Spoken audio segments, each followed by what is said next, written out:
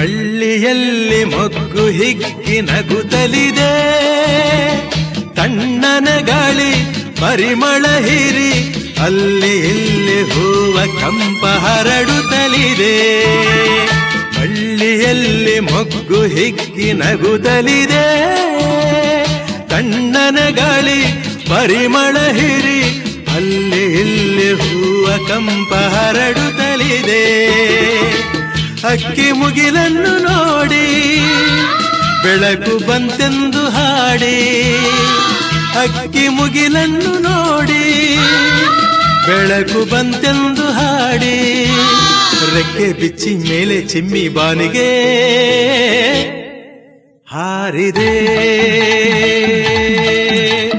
ಹೊಸ ಬೆಳಕು